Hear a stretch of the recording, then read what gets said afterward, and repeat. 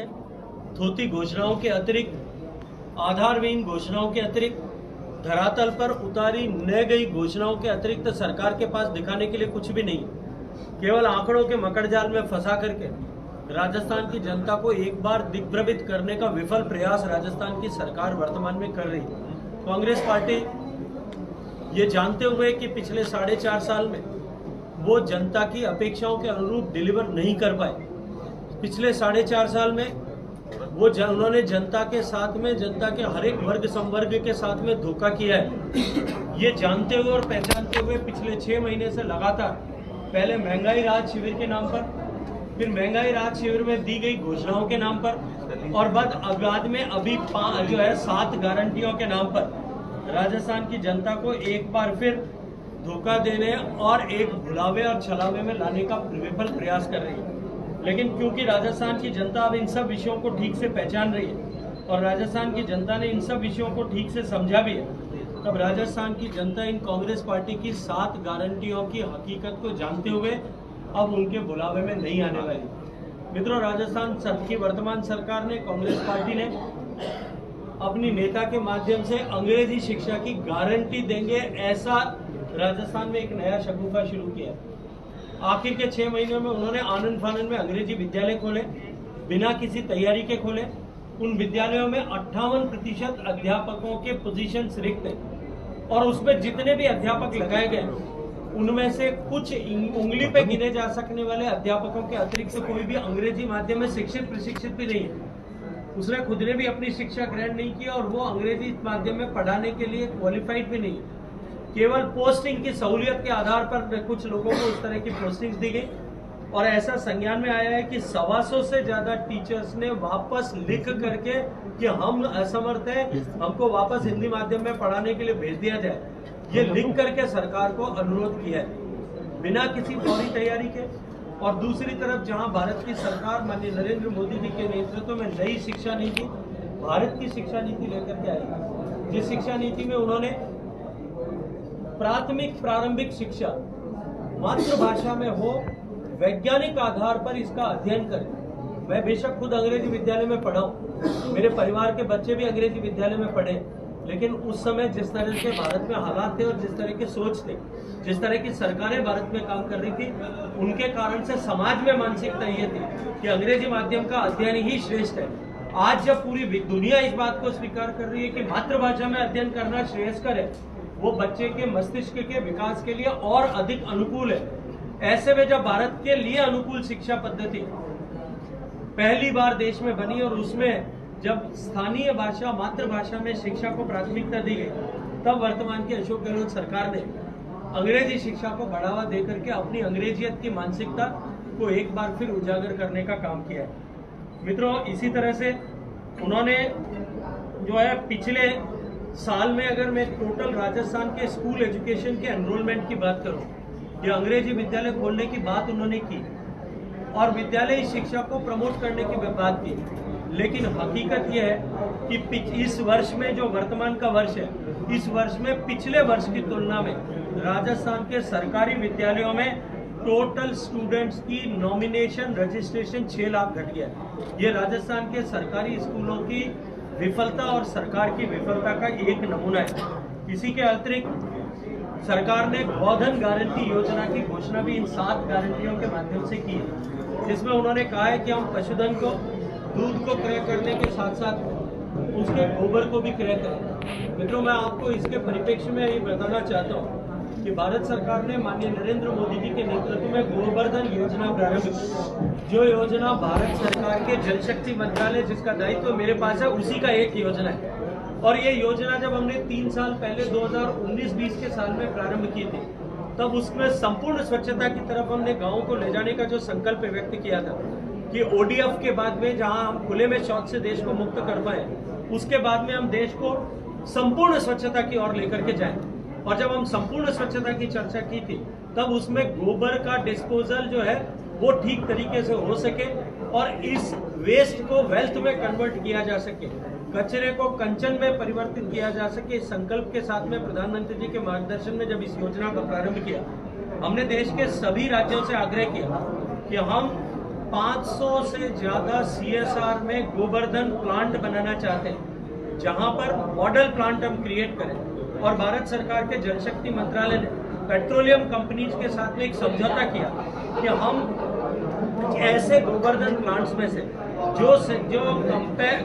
Compress biogas निकलेगी, CBG निकलेगी, उसको ऑयल कंपनीज एक तय प्राइस पर, जो प्राइस सरकार ने दोनों कंपनियों के साथ में तय की, और वो प्राइस क्रूड के बढ़ने के साथ में उसके साथ में निरंतर बढ़ती रहेगी, उस प्राइस के आधार पर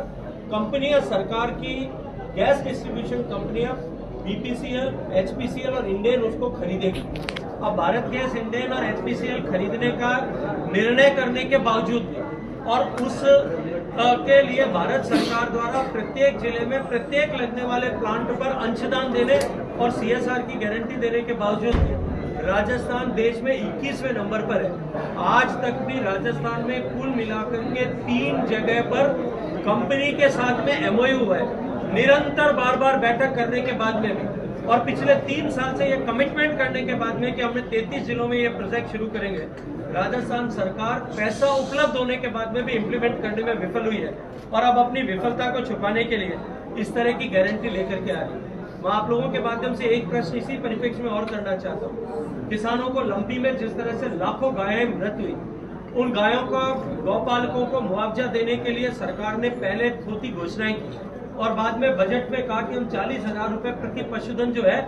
उस पर किसान को, गौपालक को, पशुपालक को अनुदान और सहायता देंगे, उसको मुआवजा देंगे। लेकिन जब उसके नियम बनाए तब उसमें एक पंक्ति लिखी गई कि जितना लीटर गाय दूध देती होगी उसके अनुरूप, उसके अनुसार उसका जो है मुआवजा तय होगा। मैं आज आपके सामने जिम्मेदारी से राजस्थान सरकार से प्रश्न करना चाहता हूँ कि आपने राजस्थान में जो 40,000 रुपए मुआवजा देने की बात की थी, खुलासा करें राजस्थान सरकार की उसने कितने पशुपालकों को 40,000 रुपए मुआवजा दिया? 5 से 7,000 रुपए मुआवजा। उस मुआवजा लेने में भी भ्रष्टाचार, क्योंकि मृत पशु कितने लीटर दूध देता था इसको नापने जांचने का कोई पैमाना नहीं है। आपको जाकर के सरकारी कारकुनों से उसके लिए सर्टिफिकेट कराना पड़ता है कि मेरी गाय इतना दूध देती थी। जब वो ये लेकर के जाता है, लेने जाता है सर्टिफिकेट, वहां उसको भ्रष्टाचार के अंदर पैसा देना पड़ता है, और आधे पैसे प्राप्त करने के लिए 7,000 में से 3,500 प्राप्त करने के लिए भी उसको रिश्वत देकर के अपने इस 3,500 मुआवजे को प्राप्त करने के लिए कार्यालयों के चक्कर काटने पड़ रहे हैं। और वो 3,500 प्राप्त करने के लिए भी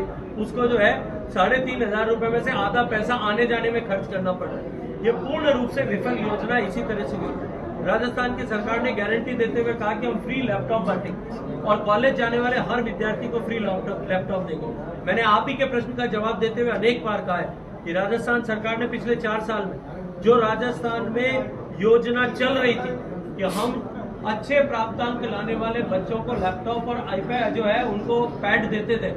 वो टैबलेट्स और जो है वो लैपटॉप भी पिछले 4 साल में सरकार ने वितरित करने में विफल हो गई। जो सरकार 4 साल तक तय योजना के तहत लैपटॉप और आईपैड वितरण करने में विफल हुई,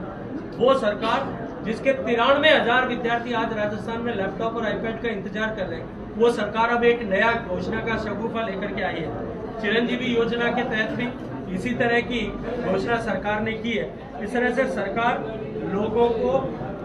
अपनी विफलताओं को छुपाने के लिए, लोगों को नए भ्रमजाल दिखा करके, नया आईना दिखा करके अब एक बार फिर आकर्षित करना चाहती है। लेकिन राजस्थान की जनता जो एक बार दूध से जली है, वो अब की बार छाछ को भी फूंक फूंक करके पीने वाली है। सरकार बुलावे में, जनता बुलावे में नहीं आएगी। जनता ने तय कर लिया है, प्रचंड बहुमत के साथ में भारतीय जनता पार्टी की सरकार बनने वाली है। कांग्रेस की ये वर्तमान सरकार और कांग्रेस पार्टी जिस तरह से समाज को हिस्सों में बांटने का षड्यंत्र कर रही है, जिस तरह के जो है जातिगत जनगणना का नाम लेकर के जिस तरह से समाज को जहां पहले धर्म के आधार पर बांटा, ऊंचे और नीचे के आधार पर बांटा, गरीब और अमीर के आधार पर बांटा, बोली और भाषा के आधार पर बांटने का पाप और षड्यंत्र जिस कांग्रेस पार्टी ने किया था, अब समाज को जाति के आधार पर बांटने का पाप और षड्यंत्र कर रहे हैं। मैं आज एक प्रश्न, एक विषय आप सबके सामने रखना चाहता हूँ कि आज राहुल गांधी जी और गहलोत साहब जो इस जातिगत जनगणना की वकालत कर रहे हैं, वो अपने पिता राहुल गांधी जी और उनकी माता आदरणीय इंदिरा गांधी जी दोनों के वक्तव्य उसको उठा करके ये इसके ऊपर मनन करें और समाज को इस बात की जवाब दे कि किस तरह से परिस्थितियां परिवर्तित हुई हैं कि जहां वो इतनी तेजी से उसका विरोध करते थे, मुखालफत करते थे कि ये समाज को बांटने का और भारत की एकता को विखंडित करने का षड्यंत्र है। आज परिस्थितियां किस तरह से बदली हैं कि वो आज जो है भारत के लिए श्रेयस्कर हो गया है। आप सब मीडिया के मित्रों का एक बार फिर इस नए परिसर में स्वागत करते हुए मैं आपका अभिनंदन करता हूं, आप सबका धन्यवाद करता हूं। इस महायज्ञ में, जिस महायज्ञ में हम राजस्थान के 8 करोड़ लोगों के सम्मान, उनके साथ में हुए धोखे का बदला और राजस्थान के सुनहरे भविष्य, राजस्थान के किसानों को सम्मान, राजस्थान के युवाओं को रोजगार, राजस्थान के महिलाओं को सुरक्षा, राजस्थान के बहुसंख्यक समाज को इस तुष्टीकरण के दंश से बचाने के लिए जो संघर्ष हम कर रहे हैं, जो यज्ञ हमने आहूत किया है, उस यज्ञ में आप सब भी अपनी संविधा की आहुति देंगे। इस अपेक्षा के साथ में आप सबका धन्यवाद और अभिनंदन। सर, जिस तरीके से आपने कहा कि अंग्रेजी माध्यम स्कूल की बात करें, तो क्या जब भाजपा की सरकार में पहले से बनती है तो उसको लेकर क्या स्टैंड रहेगा? नहीं चलेंगे? कोई भी एजुकेशन इंस्टीट्यूट चलाने के लिए एजुकेट इंफ्रास्ट्रक्चर होना चाहिए। ये स्वतंत्रता निश्चित रूप से हो कि अंग्रेजी माध्यम में जो पढ़ना चाहते हैं, जिनको अंग्रेजी से मोह है, वो पढ़े, लेकिन कम से कम अंग्रेजी विद्यालय के नाम पर धोखा तो नहीं हो। महाविद्यालय के नाम पर राजस्थान में जो 450 कॉलेज खोले गए, जिनमें एवरेज एक कॉलेज में 1000 से लेकर 1400 तक विद्यार्थी हैं, उनमें एक शिक्षक भी एवरेज पूरे नहीं है। ऐसी परिस्थिति में राजस्थान की युवा पीढ़ी के भविष्य के साथ में खिलवाड़ न हो, केवल राजनीतिक प्रतिलाभ के दृष्टिकोण से राजस्थान के युवाओं और उनके परिजनों, राजस्थान की आने वाली पीढ़ी के साथ में धोखा न हो, इसको सुनिश्चित करने का नहीं, इनका सवाल है कि ये मेरे को इनका सवाल पूछ समझ में भी आ गया, जवाब भी दूसरे लोगों को देंगे। खुली रखेंगे तो मैंने आपको पूरा विस्तार से समझाया है कि स्कूलें रहें, लेकिन उनमें एडिकेट इंफ्रास्ट्रक्चर है। मैंने स्पष्ट कर दिया, शायद आप समझ नहीं पाए। सर, एनसीईआरटी में जो है पाठ्यक्रम में बदलाव की बात समिति ने रिपोर्ट सौंपी है, क्या मानते हैं? देखिए, नई शिक्षा नीति के आधार पर देश का पाठ्यक्रम हम सब जानते हैं कि कहीं न कहीं किसी न किसी स्तर पर अंग्रेजों ने अपने लाभ के दृष्टिकोण से जिस तरह के पढ़ाई भारत में होना चाहिए, इस तरह की पढ़ाई की भारत में व्यवस्था की थी। और दुर्भाग्य से भारत के आज़ाद होने के बाद में जिन सरकारों के समय में जिस मानसिकता के चलते हुए भारत में शिक्षा नीतियां बनी,